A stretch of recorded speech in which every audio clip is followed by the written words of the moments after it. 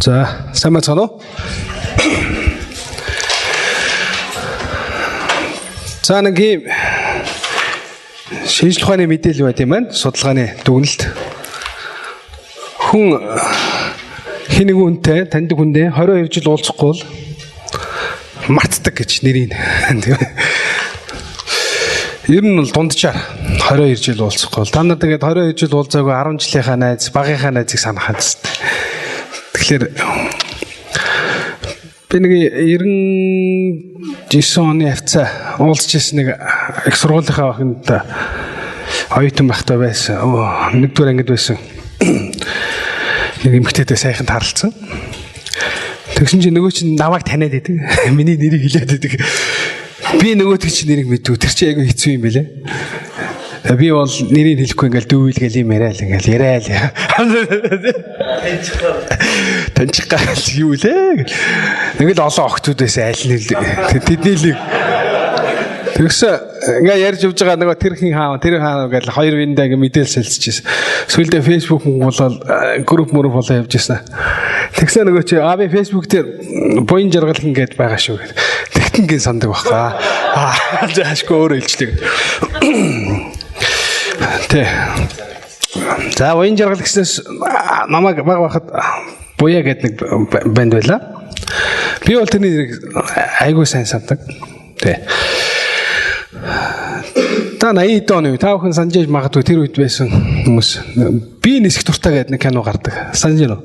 Тэгээ Монголын. Тэр үчи бас би шам тайртай гэдэг нэг кино гараад би нисэх дуртай гэдэг нэг кино гарч ирсэн. Тэгч одоо хэдтэй байсан юм дээ? Нэг 7-8 тал байсан баг. Тэгсэн. Манай тэр байрны буяа гэдэг манай найз. Тэр киног үзээд тэгээ тэр киног үзснээс хойш нөгөө чи онгоцтой холбоотой бүх юмыг л цуглуулдаг бас.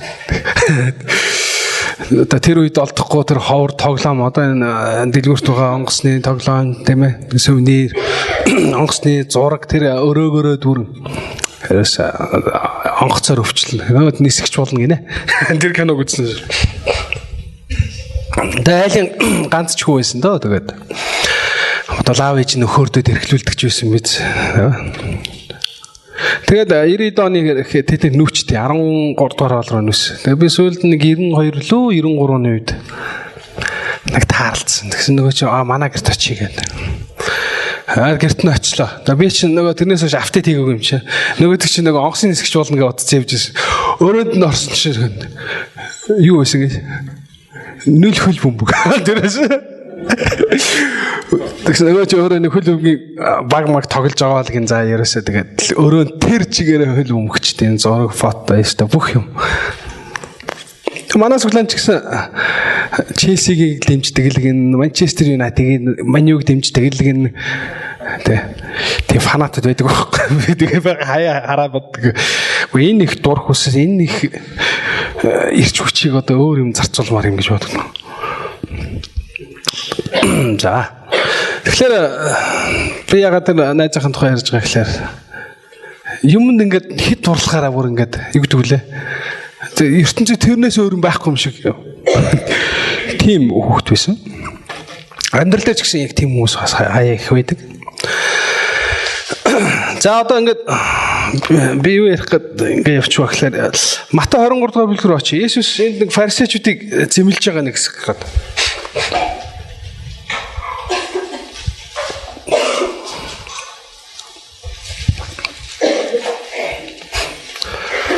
Хоёр нүрт фарисеучуд за 23-аас уншиж байгаа тийм ээ. Хоёр нүрт фарисеучуд хуулийн багш нар та нар золгүй. Та нар гонд зираны 11 үгдэг атлаа хуулийн чухал нөхцлүүд болох шудраг ёс өршөөл итгэлийг орхитуулдаг. Чухамдаа бусдыг нь ч орхилгүй эдгээрийг үлдэх ёстой байсан юм. Шумуулыг шүүгээ тэмээг зэлгчдэг сохор сагт газарчдаа. Хоёр нүрт фарисеучуд хуулийн багш нар та нар золгүй. Та нар аяг тавныхаа гадна лиг цэвэрлэгч дотор нь дээр нь тонвол хувийн сонирхол дүүрэн аж. Сохор фарисеучуд та эхлээд аяг савныхаа дотор лиг цэвэрл тэгвэл гаднах нь ч мөн цэвэрх болно. Ингээ бид нар энэний өмнө болоод хааш нь хаших юм бол Есүс фарисеучдыг маш их зэмлэж байгаа тийм хэсэг гарч ирж байгаа. Та бүхэн бас коммунист дэглэнд байж үтсэн бол бид нар бол зах цухаас нь мэднэ тийм ээ. Та нарын 90 оноос хойш бол мэдэхгүй байх л да. 85 оноос хойш юм бол баг мэдэхгүй. Тэгэхээр нэг 70 онд төрсэн 70 ондоо багтаа төрсэн хүмүүс бол ер нь зах зэмээ социалист дэглэмийг коммунист дэглэмийг бол ерөнхийдөө багцаалж байгаа. Коммунист дэглэнд сайн бол маш их байсан. Мэдээж маш сайн байсан. Мэдээ сөргөн байсан. Тийм болоо солигдсон тийм ээ. Гол сөргөн бол нэг үзэл сурталтай. Өөр үзэл сурталыг хүлээж авахгүй тийм үү? Цөөн тооны эсэргүү нөхдүүд байна. Чойном шиг, эрен чунгай шиг тийм ээ. Тэдний гад үзэн тийм ээ. Цаад бол хөөрхий бол социалист дэглэмийг бол буруутгахгүй байгаа шүү дээ. Тийм үү? Зүгээр тэр дэглэнд байгаа завхарлыг л шүүмжлээд байгаа. Бид нар фарисеучуудыг ингээ бодглохлоор фарисеучуд бол уг нь бол маш их гүн сүсгтэй хүмүүсүүд байгаа. Тийм үү? Есүс ч гэсэн энэ 23 дугаар бүлгийг эхлэхдээ бол тэгж эхэлдэг. Мосегийн суурьнд хуулийн багш нар болон фарисеучуд сууж байна. Тиймээс тэдний хэлсэн болгыг та нар үлдэх сахих гэж. Харин тэдний үйл хэргийн дагуу бүх үлдээл гэж хэлсэн. Тийм үү? Тэгэхээр цаадуулчин бас их муу юм ярьдгүй байсан байгаа. Тийм фарисеучуд бол тэгтлээ бас яг тартагтаа тулцсан. Юм байгаагүй гэдэг нь тодорхой. Одоо Израиль бол тэр чигээр ялангуяа энэ Иерусалим хот тийм ээ. Нэг бурхныг хүндэлж дээдэлдэг энэ шүтлэг бишрэлтэй ард түмэн байсан. Түүгийнхаа туршид янз бүрийн шашин шүтлэг шүтээд Израильчууд бурхнаар шийдэгдээд цогогдоод эцэст нь Есүсийн үед бол яг тэд бол энэ Ява бурхнаас энэ ганц цорын ганц бурхан хүндэлж дээдэлдэг энэ итгэл бишрэл бол бүр гүн орсон байгаа тийм ээ. Тэдэн дотроо фарисеучуд бол би юу хэлгээд гэвэл угаасаа сүсэх бишрэл ихтэй энэ ард түмний дунд цойлж гарсан яг бүлэг байгаа байхгүй тийм итгэл бишрэлийн хувьд бол тэд бол цойлж гарсан. Би ягаад тэр нэг найзынхаа тухай ярьсныг та бүхэн нэр буяа гэдэг найз тийм одоо тэр чинь онгор сонирхдаг хүмүүс дотроо яг цойлоо явчих тийм хөл бөмбөг сонирхдаг. Би бол өнгө доктортай. Гэхдээ надад тэр Челси байна уу, Мани байна уу надад ерөөсөө сонирн биш. Гэтэл тэд нар дотор яг улаан фэн биш тийм хаяа баабар нэг тэгж хэлсэн байдаг шүү дээ. Та арх удгүй гэсэн нөгөө чи. Да. Огт амс түүний дэрвэл архич. Тийм ээ. Уудаг хүний дэргэд бол огт уудгүй хүн гэж. Тэгж хэлсэн байдаг шүү дээ. Би хаяа боддог байхгүй. 90-д он анх эсдэгч хахад 10 жилийнхандаа энэ ангийнхандаа бол би чих улаан христчин. Цуглаан дурхаар би бол тийм улаан биш гэдэг мэдээд байгаа байхгүй. Тийм ээ. Манай цуглаанд байж байгаа явцсан нэг ихч үйтэй. Энд хаяа семинар юм таарна.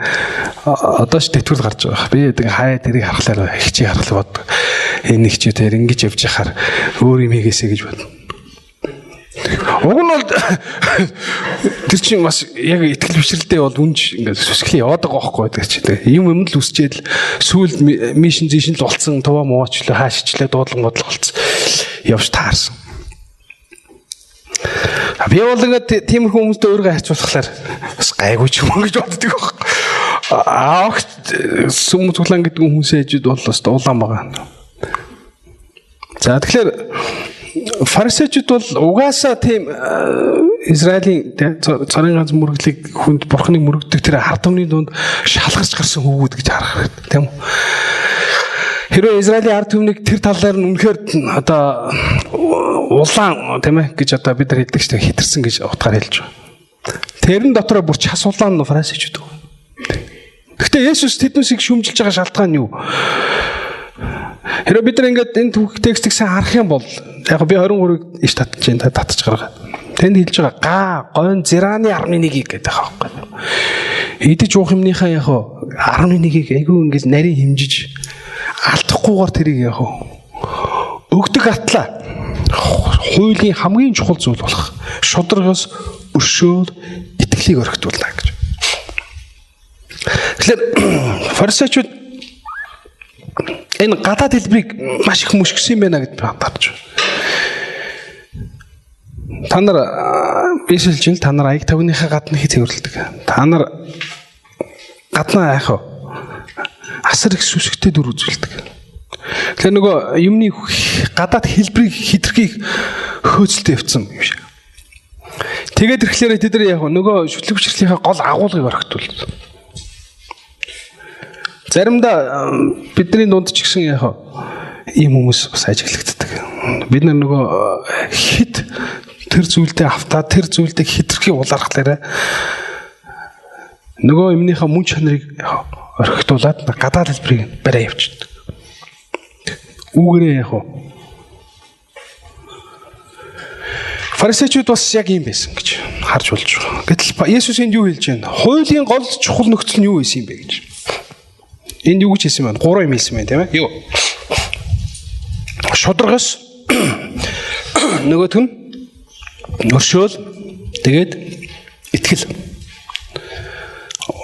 Өмнөх орчуулгах дээр итгэлтэй байдал, шударга байдал тийм гэж хэлж байгаа. Зөвхт байдал. Нөгөө байдал гэдэг үгнээс татгалцсан шүү дээ, тийм ээ.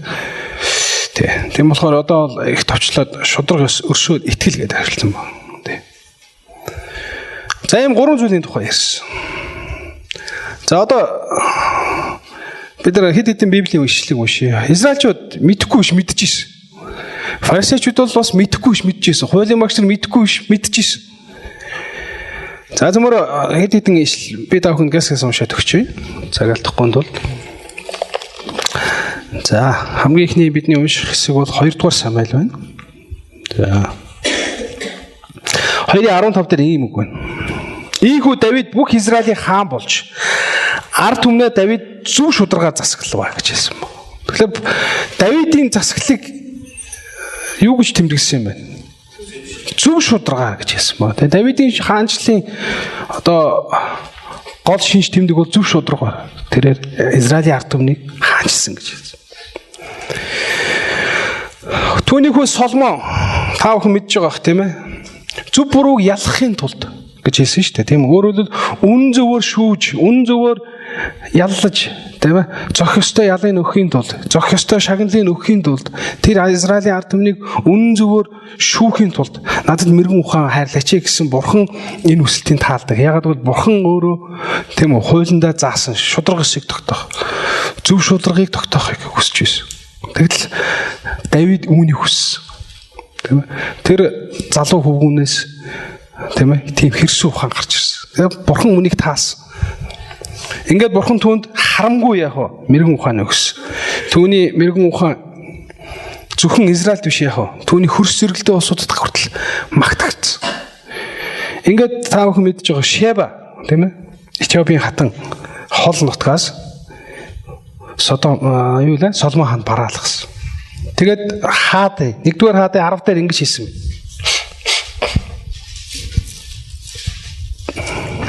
Таныг тааж Израилийн сэнтийн залсан таны Бурхан эзэн магтагдах болтоо.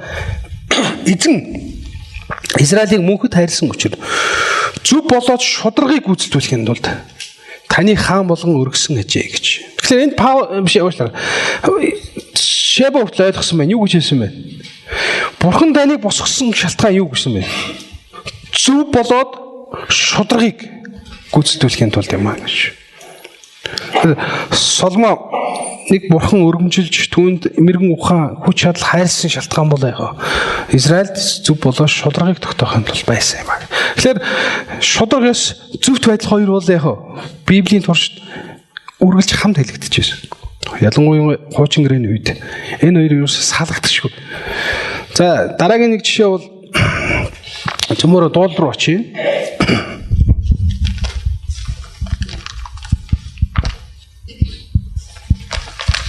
Дуулал. За 99-ийн 4-ийг уншъя. За би та бүхэнд уншиж өгье. Хүч чадлынхаа шударгыг хайрлагч та чиг шударгыг батжуулсан гэж. Та Яаков шүүлт ба зөвхт байдлыг гүйцэлдүүлсэн гэж. Тэгэхээр зөв шударга, зөв байдал. Шударгаас нэг талаараа заримдаа бол шударга гэдэг. Заримдаа шударгаас гэсэн тийм ээ. Орчуулга маань тэгээд янз бүрээр байна. Угтаа бол нэг л үг явж байгаа тийм үү? Шударгаас зөвхт байдал хоёр. За бас нэг жишээ. Зөвмөр сургаалт төгс рүү очие. Сургаалт төгсийн 29-ийн 4-дээр ингэж хэлсэн. Хаан хүн улс орны шударга шүүлтээр докторжуулж Хандив хахуул авагч нь харин түүнийг хөмрүүлэн сүрүүлдэг гэж. Тэгэхээр энд хахуулын тухай ярьж байна. Хахуулын гол аюул нь юунд вэ? Шудраг ёсыг сүрүүлдэг тухай ярьж байна. За бид нар энэ хахуулын тухай ярих гэж ярина. Зөвхөн Исая ном руу очие. Исая 1:27. Энд юу гэсэн бэ?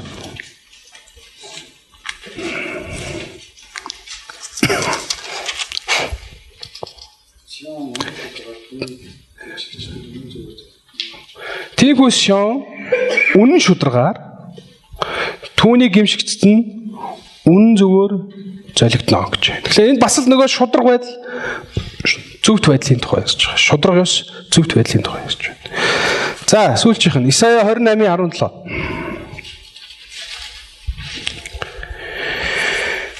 Эзэн бурхан айлж юу гэж хэлсэн? Би шудраг ёсыг хэмжиг шугам болгон үнэн зөвийг төвшин болгоно гэж хэлсэн. За Есүс энд Матай 23 дээр юу гэж хэлсэн? Шудраг ёс гэж хэлсэн. Гэхдээ шудраг ёсны нөгөө нэг үг юу вэ? Зөвхт байдал, тийм үү? Бид нар Матай 6:36 дээр юу гэдгийг мэдэндээ юу гэсэн байдаг вэ? Эхлээд та нар түүний зөвхт байдал хийгээд хаанчлыг хай гэж хэллээ. Тэгэхээр зөвхт байдал хэрэв бид нар пуужин гэрээнээс харах юм бол зөвхт байдал шудрагс хоёр яхаа хэдэж салшгүй ойлголт байгаа гэдэг. Энд Есүс эдгээр зөвхт байдлын шудрагсын тухай ярьсан бол цаана бас яхаа нөгөө үг нь зөвхт байдал. Энэ хоёр бол салшгүй. Яг л нэг цоосны хоёр тал гэдэг шиг ийм байгааг бид харж байна. Нэг удаа Есүс дээр хүмүүс хурж ирээд асуудаг тийм ээ. Юу гэж асуусан? Багшаа. Энэ гэр бүл салахыг одоо яах вэ гэж. Санаж байна тийм ээ. Тэгээ Есүс юу гэсэн? Та нар зөрүүд гүжүүд учраас аргагүй юм өөсөө яах вэ? Салхаа өрвөл салтын бичиг хийгэрэй гэж. Тийм баха? Тэгээ Есүс дараа нь юу гэдэг вэ? Би тэгтээ хэлнэ. Хэрвээ хин нэгэн хүн эхнэрээсээ салаад өөр хүндээ суувал өөрөө завхараа зөксгүй яах вэ? Эхнэрээ завхаруулж байгаа юм байна. Тэгсэн баха? За нэг сарын өмнө Сүхбаатар дүүрийн нөгөө хамтын ажиллагааны баг гэж байдаг тийм дүүрэг болгонд байдаг. За тэнд би ингээд сар болгон оролцоод явж байдаг. За бид нар ингээд янз бүрийн сэдвүүдээр одоо санд бодлоо хуваалцдаг л да. Түрүү нэг сард бид нар хeel хахуулын тухай ярилцсан. Тэнд чинь 10 хэдэн хүн дотор бас бизнес хийдэг хүмүүс байна. Ялангуяа барилгын салбарт ажиллаж байсан нэг залуу байсан. Гэхдээ та нар ингээд пастор ахлагч нартай уулзахлаар хeel ахвал болохгүй л гэдэг дээ. Яг амьдрал дээр болохоор ялангуяа барилгын бизнес дээр бол тэр хахуулгүйгээр чинь бүтэхгүй шүү дээ. Тийм ээ. Тэгээ бид нар ингээд талаас нь ярьсан. Сүүлдээ ямар дүгнэлт хийсэн гэсэн. За хeel хахуулыг болж л өгөхгүй юм шүү л гэж зүтгэх хэрэгтэй гэж. Тэгээд одоо бүр аргагүй тул яах вэ? Бүр аргагүй тул тийм. Тэгээ би зүгээр яг саяын гэр бүлийн жишээн дээр ярьж байна л да тийм. Уг нь бол Мөсө бол юу гэж тушаасан? Салж болохгүй л гэсэн шүү дээ. Гэхдээ нөгөө юу гэдүүлээ? Бүр тийм аргагүй тул яасан гэсэн. Салхаа өрөөл салтын бичиг өрөө. Тэгвэл Есүс энд юу гэж хэлээ? Би та нарыг завхаар л гэж хэлж байна гэж. Тийм. Бүү салаарай л гэж хэлсэн. Тэгэхээр Мөсө юу вэ гэсэн үг үү тийм? Хуулийг дорд үзсэн гэсэн үг. Үгүй тийм үү? За би нэг энийг аягүй тодорхой болгохын тулд хeel хуулийн тухай ярихаас өмнө 90-д онд юм да. Манайх чинь одоо яг хавтай залуу хүмүүс. Тэгээд бид нар чинь бурхангүйч ард түмэн байсан. Есүс Христ итгэцгээлээ мэдээж Библийг завхарч болохгүй гэсэн. Тэгээд залуучууд болсон хойно үерхэн унтна хэвтэн. Тэгээд 90-д оны ихээр манай цуглаач тийм хүмүүсийн чинь загнана. За арай л зодохгүй л дээ. Тийм ээ. Ичээн тий. Нэг удаа бүр нэг ахлагчийг тийм хэрэгт оролцсон чинь хөдөө багнуурлаач үлээ цөлдөг байхгүй. Тэгсэн нэг багнуурын ахлагч нь уурлаад бид нар тэгээ яасан бол тарж байгаа тийм. Танаад нүгэл хийсэн хүн манай цөлөгддөг юм бол бид нар энд юу хийж байгаа ингээд боо юм бос. Тэрний ч зөв те.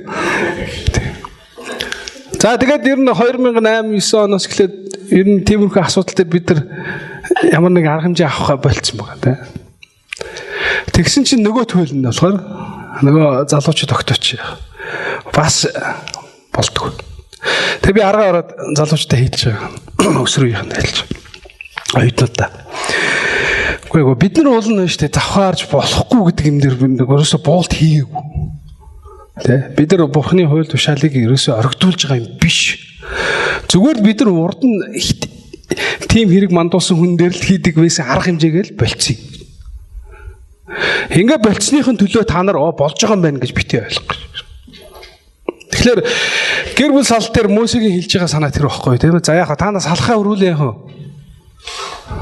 Салтын мич хийгэрэй гэж. Тэгээ Есүс хэлж штэ. Уг нь бол Мосе бол завхарж болохгүй, гэр бүл салж болохгүй гэдэг дээр л байгаа. Тэгвэл та нар зөрүүд гүжүүд тийм үү? Тэгээ Есүс хэлж штэ. Би бол харин завхарж болохгүй шүү гэж хэлнэ гэж. Тэгэхээр манайхан болсон тийм юм л да. За одоо ингээд ундаа шивтэй үерхэж бариад хаамаагүй явхлаар одоо цуглаа арга хэмжээ авах болчлоо гэхлээр болд юм гэж ойлгоод. Зүгээр л бид нар бол яг урд нь бас нэг айгу хөшүүн аргаар үздэг байлаа шүү дээ, тэ. Амтны өмнө гаргаж ир хичээгээл нийтээрээ пүү паавлал тийм ээ бүүл тийм. За энийгээ болио л гэсэн бохоггүй. Тэгээ энийг л болсон тэр асуудалтай эвлэгдсэн гэсэн үг шүү. Тэгээ дааж манайхан тэгээ би Иесусийн тэр гэр бүлийн салтын тухай уншихлаар яг тэр санагддаг байхгүй тийм ээ.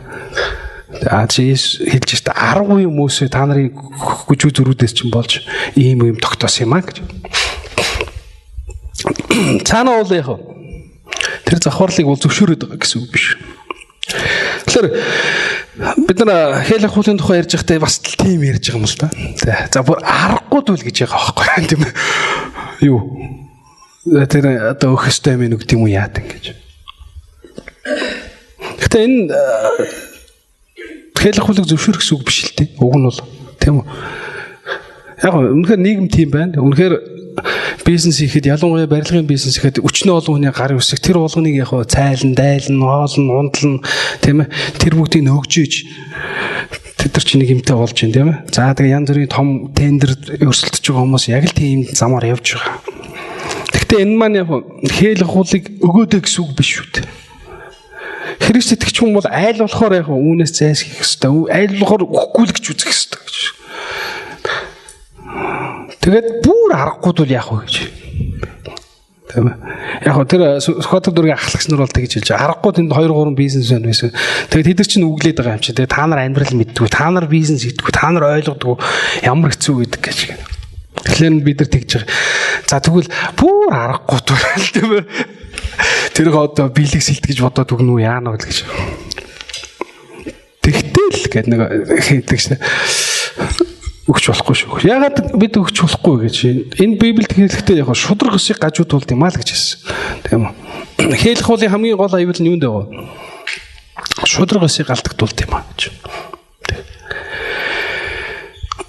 Шудраг зарчим байхгүй болчих. Тийм ээ? Шудраг өс тогтохгүй болчих юм гэсэн. Тэгэхээр хэрвээ бүгдээрээ шудраг өс байхгүй болчиход бүгд л ийм замаар яваад гэхвэл яг нийгэм өөрөө тэр аянд яг. Тийм ээ? Шудраг өсний зарчим алдагдана гэсэн.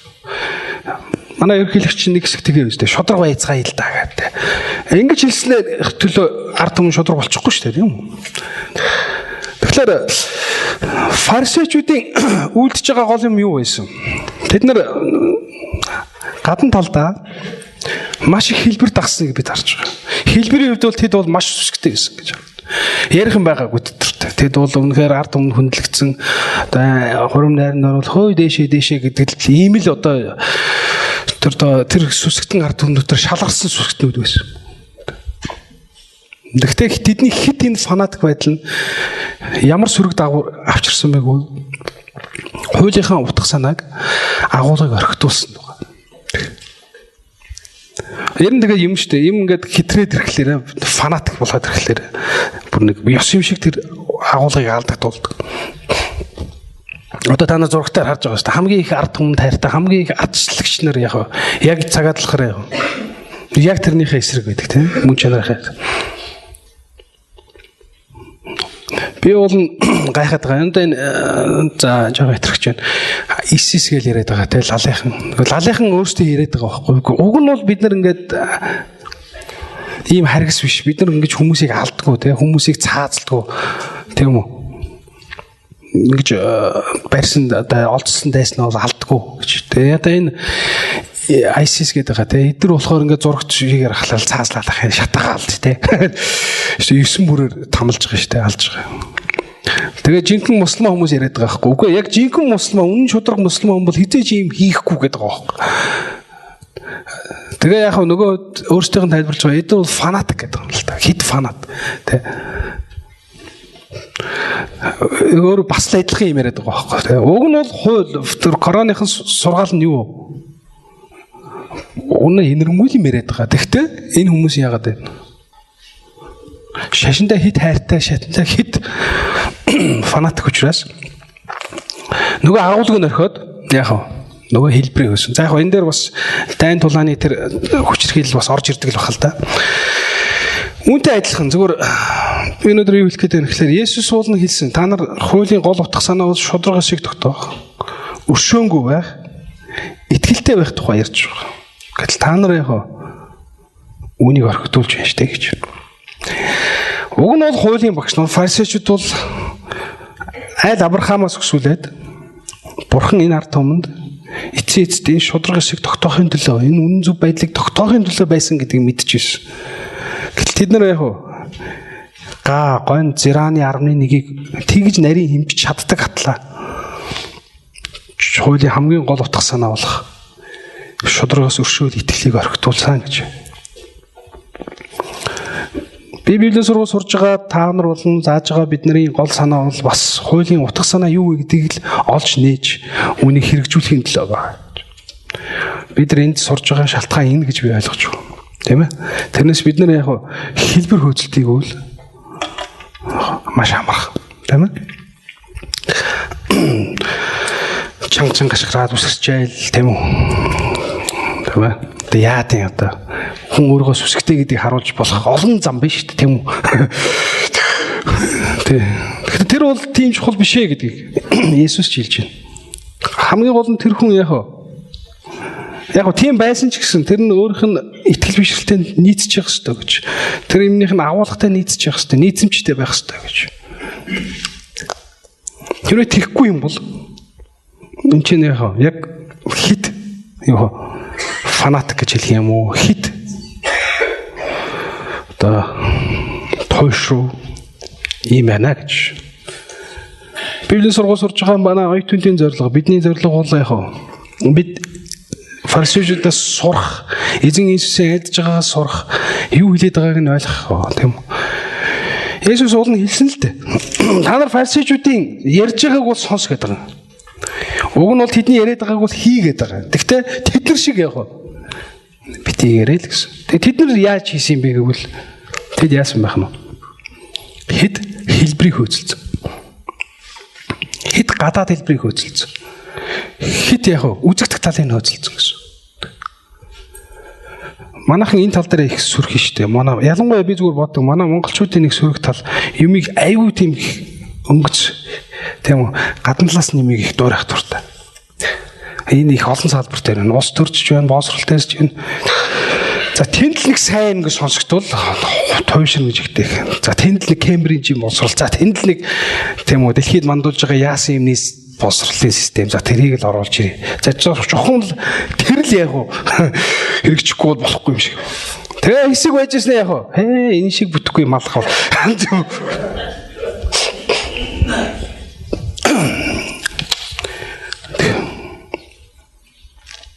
Тэгээ нэг гадагшаа болохоор за тэр улсад тэгдэг гэдэг юм.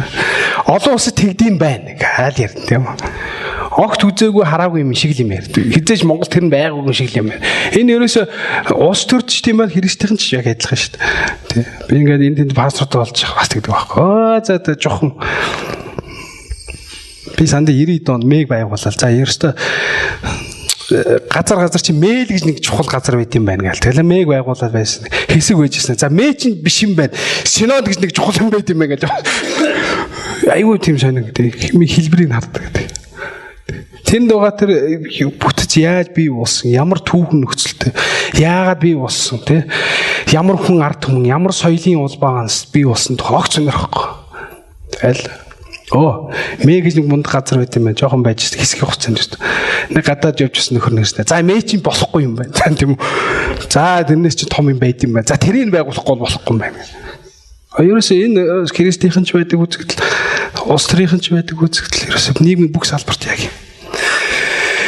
Тийм болохоор биднэрт бас энэ хамаатай гэж би боддог байна. Тийм ээ. Яг бид нар фарисей болцсон гэсэн үг биш. Гэхдээ бид нар тэдэртэй адилхан болох бас түүхэн соёлын тийм шалтгаан бас байгаад байгаа байхгүй. Монгол хүний угийн бас нэг чанарт нь альва юмны хэлбэрийг дуурайх гэсэн.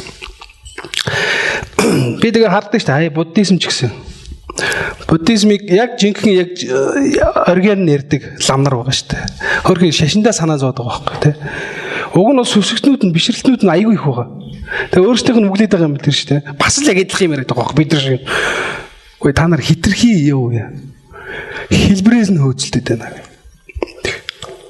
Тэгэл нэг хямрын дарцаг тахвал бүгдээр тэр ерөөсөө яагаад хийсэх тухай юу бодохгүй. Тэгэл за ингэдэм юм байна гэл. Ерөөсөө яг тийм. Яагаад гэдэг юм ерөөсөө тавихгүй. Энэ чинь буддизм хүртэл харагдаад байгаа байхгүй. Яагаад гэдэг ерөөсөө сонь биш. Манай ихч байна. Би та нарт ярьж лээс Бруно гэдэг. Фото зураг. Бруногийн зургийг тавихлаа энерги. Яагаад гэдгийг ерөөсөө тайлбарлахгүй байгаа. Би зариуд асуулт. Яагаад одоо хиний чим тийм ээ одоо болдогийн дулмаагийн зураг энерги гүйхэд наад Бруногийн хүний зураг ингээ фото заасан дээр буухлаа энергитэй болчт юм. Яагаад асуухлаар хариулж чадахгүй. Ямар ч юм нөлөөлдөг юм даа л гэн. Тэгэл бол ерөөсөө тэгэл хаяа би бод. За тэгж хайруулдаг байхгүй.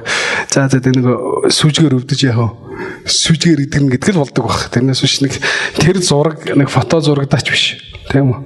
Нөгөө хүн л сүжиглж байгаа байхгүй хөрхий тэгээд тэрийг л хариулж байгаа. Тэгээд Монголд ер нь бүх юм дээр их юм хэлбэрдэх гадаад байдлын дуурайх гэсэн юм бол их үү. За тэгээд эцэст нь манай энэ буян найз яллыг хамгийн ихэндээ басан жишээ бол тэр. Би сүүлд нь тэрийг айгүй мундаг хөл өмгч ингэ сонсоогүй л дээ. Болсон гэж сонсоогүй л дээ. Тэ. Зүгээр л амьдрал тийм хүн байдаг. Нэг юм дурлахлаар яв. Тэр чигээрээ зүтгэдэг хүмүүс. Бид нэг талаараа тэр их сайн чанар. Гэвч нөгөө талдаа яв. Бас их аюултай. Тэ султаар. Бид нар ч гэсэн ялгаа авахгүй хөөрхөө тэр буяа гэд би яриад болох ш. Бид ч гэсэн яг христэлтэй бол гүн сүсгэлцэн мөртлөө бас хит түншрүүл яа. Нөгөө хуулийнхаа утга санааг алдагдуулах аюул байгаа шүү гэж би хэлж байна. Тэгээд өнөөдөр номлыг ингээд дуусгая. Цамрамта товчхон залбирая. Эцэг Есүс минь танд баярлалаа. Таны үг биднийг өргөж, заалж, синхруулж, ятгаж биднийг чиглүүлж байдаг. Тэгээд өнөөдөр бас хэрхэн фарисеучуд таны хуулийн зорилгыг гажуудуулж, орхидуулж ирснийг бид хэрэг харж байна эзэн минь. Бид нар энэ хүмүүсийг шоглож бид нар ийм байхгүйсэн гэж бодох биш, харин биднэрт ийм аюул бас байгаа гэдгийг бодолч. Таны үгийг тунгаамслаж, таны үгийг гүн ухааныг, таны үгийн тэр үнцнийг бас эргэцүүлж бодож, тийхүү амьдрах тав туслаарайг танаас гуйж байна.